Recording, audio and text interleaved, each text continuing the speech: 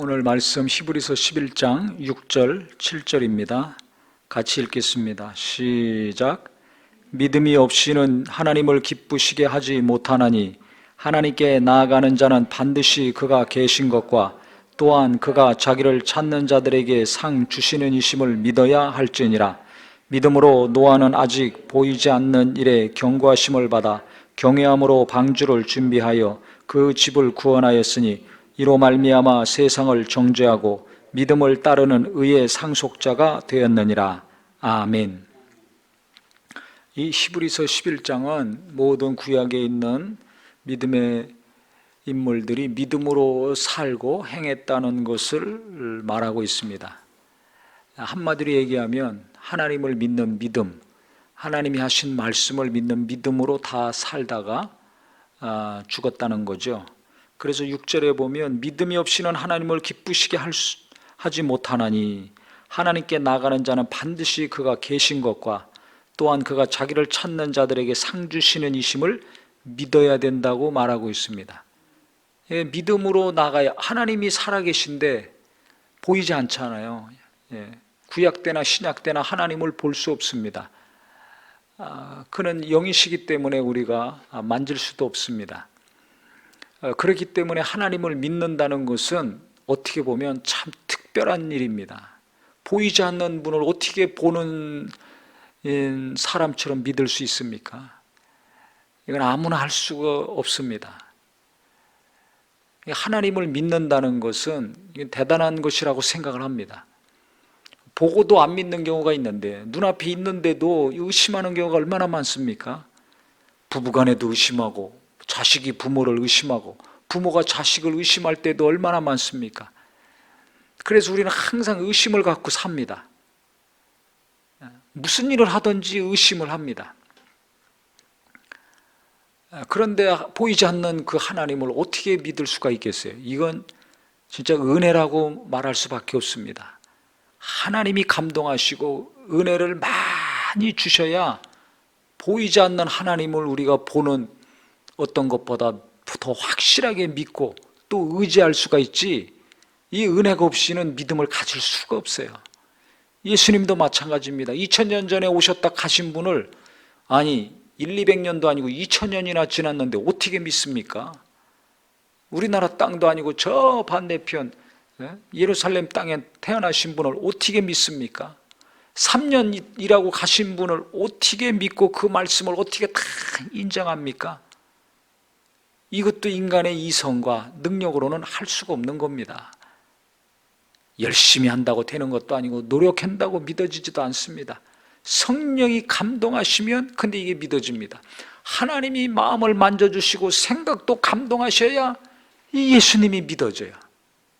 그러니까 이 믿음이라는 단어는 딱 두 음절이지만 여기에는 하나님의 큰 은혜가 있고 하나님의 큰 감동이 있는 것입니다. 그래서 하나님을 믿을 때 하나님이 기뻐하신다는 거예요. 부부간에도 서로 믿어야 기쁨이 있지, 의심해 보세요. 그때부터 웃음은 없어지고 다툼과 갈등이 일어납니다. 어디 가나 서로 간에 믿음이 있어야 돼요. 내가 일한 만큼 월급을 준다, 받는다, 이 믿음이 있으니까 직장 가서 열심히 일하지, 그 믿음이 없어 보세요. 다녀야 되나 말아야 되나 항상 갈등하고 고민합니다. 교회도 그래요.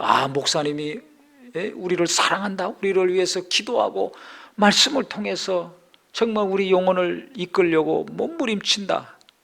이 믿음이 있을 때 교인들이 어느 교회든지 교회에 와서 은혜를 받을 수 있죠. 그 목사님의 말에 귀를 기울이고 그 목사의 연약함을 위해서 기도해 주가죠. 저 사람이 우리를 사랑하나? 사랑 안 하나? 의심이 되면 교회 다니기 어렵습니다. 하나님을 사랑하나? 안 하나? 의심이 들면 은혜가 안 됩니다. 교회 다니는 분들은 목사님에 대한 믿음이 있어야 돼요. 직장 다니는 분은 그 직장에 대한 믿음이 있어야 돼요. 결혼했으면 부부간에 또 믿음이 있어야 돼요. 자식들은 부모를 믿고 부모는 또 자식을 믿어야지 한 가정에서 한솥밥 먹고 같이 자고 출퇴근할 수가 있지, 이 신뢰가 깨지면, 믿음이 없으면 갈등이 시작되고 갈등이 심해지면 다툼이 일어나고, 다툼이 심해지면 분열이 일어나는 겁니다. 다 하나씩 하나씩 순서적으로 깨지게 돼 있습니다. 그러니까 하나님께 나갈 때 하나님이 존재를 믿는 사람, 하나님께 나갈 때 하나님을 인정하는 사람, 하나님이 기뻐하신다는 겁니다. 열심히 신앙생활하는데 믿음이 없어요. 하나님 계신가? 안 계신가? 열심히 기도하는데 내 기도가 상달될까? 안 될까? 응답이 올까? 안 될까? 하나님 기쁨이 없습니다. 나도 기쁨이 없습니다. 왜? 믿음이 없기 때문에. 하나님은, 우리가 하나님을 믿을 때 기뻐하세요. 하나님을 인정할 때 기뻐하세요. 그러니까 어떤 행위로 하나님께 인정받으려고 그러면 이게 빗나가게 됩니다.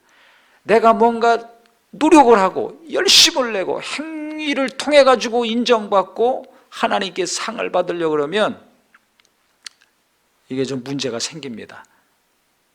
그러니까 하나님이 나를 믿으라는 거예요. 내 존재를 믿고, 내가 너를 사랑하는 거 믿고, 내가 너와 함께 한다는 거 믿으라는 겁니다. 그냥 믿으라는 거예요. 기도 열심히 해놓고 응답 받을까 안 받을까? 하나님 나 사랑하는 거야 안 하는 거야?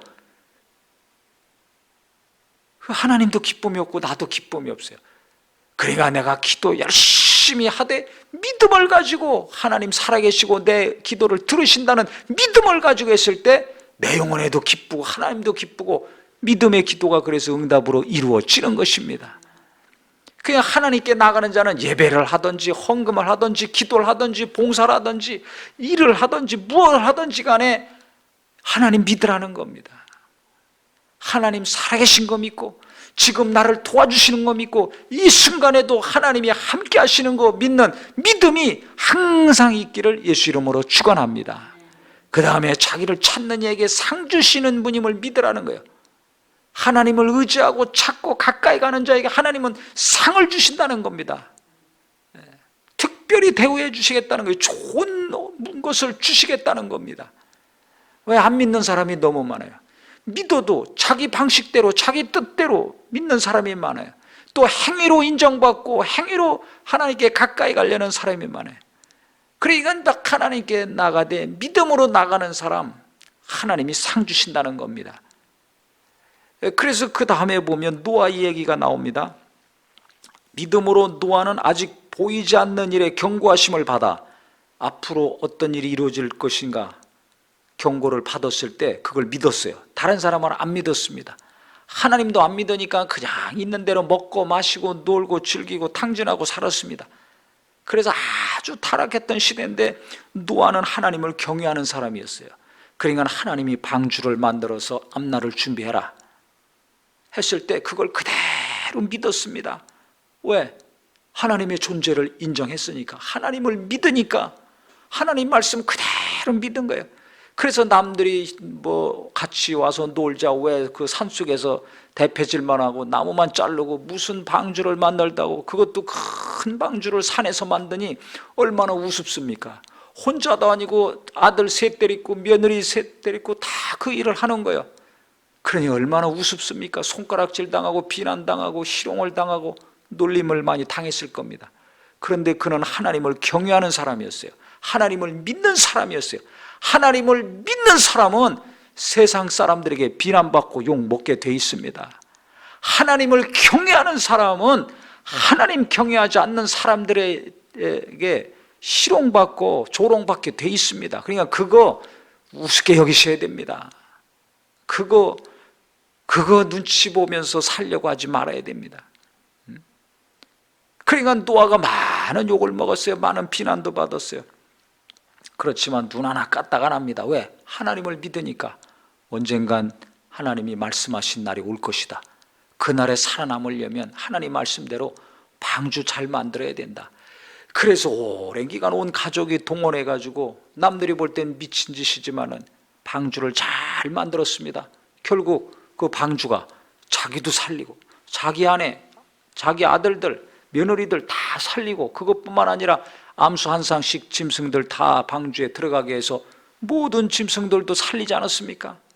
비웃고 손가락질하고 놀리던 사람들은 홍수에 다 멸망당했습니다. 그래서 성경은 말하고 있습니다.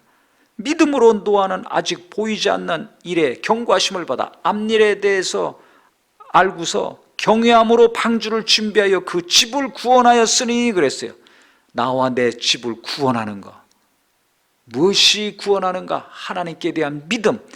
하나님께 대한 믿음으로 앞으로 어떤 일이 일어날지 모르지만 그분을 경외함으로 방주를 만들듯이 내 집안을 잘 만들어 나가고, 예배하고 정말 신앙생활 하는 것도 방주를 만들듯이 자기 믿음의 건축을 잘 해나갔을 때 어느 날 주님이 오시는 날 나와 내 가족이 들림받고 온 교회가 하나님께 들림받는 역사가 이루어질 것입니다.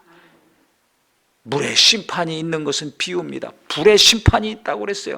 언젠가는 천지만물이 하나님 말씀으로 말미암아 다 체질이 녹아지고 불에 타는 날이 올 것입니다. 지금은 코로나가 두려운 거 이거 아무것도 아닙니다. 마지막 때가 오면 진짜 두려운 때가 옵니다. 그래서 성경엔 두렵고 떨림으로 구원을 이루라고 그랬어요. 지금 우리가 코로나를 두려워할 것이 아니라 과연 내가 믿음의 건축을 잘 해나가고 있는가? 내 믿음을 방주 만들듯이 노아가 하나님을 경외함으로 방주를 정말 만드는 것처럼 내 믿음을 잘 만들어가고 있는가? 내 가족들을 잘 믿음으로 말미암아 만들어가고 있는가? 이걸 우리가 잘 생각을 해야 됩니다. 내가 하고 싶은 거, 내가 원하는 거, 이 세상 사람들이 박수치고 인정하고 기뻐하는 거, 그거 제대로 하려고 열심 내고 땀 뻘뻘 흘리고 고민하고 머리 수건으로 싸고서 땀 흘리지 마시고 내가 방주 잘 만들어야 되겠구나. 믿음으로 노아가 방주 만들어서 다 구원시킨 것처럼 나와 내 가족이 구원받고 나와 정말 사랑하는 성도들이 구원받기 위해서 내가 믿음의 건축을 잘 해나가야 되겠다. 그래서 오늘부터 내가 믿음으로 기도하고 믿음으로 예배하고 믿음으로 헌금도 하고 믿음으로 봉사도 하고 하나님이 함께 하시고 하나님을 찾는 자 상 주신다는 것을, 이걸 절대 믿음으로 내가 하나님을 진짜 경외하는 사람, 경외한다는 것은 두렵고 떨리는 마음으로 섬기는 걸 경외하는 거라고 합니다. 진짜 하나님 두려워하는 마음이 있어야 됩니다. 하나님은 우리를 사랑하시지만 어느 날 분명히 심판의 날, 마지막 날이 옵니다. 그래서 두렵고 떨리는 마음으로 구원을 이루라 그랬습니다.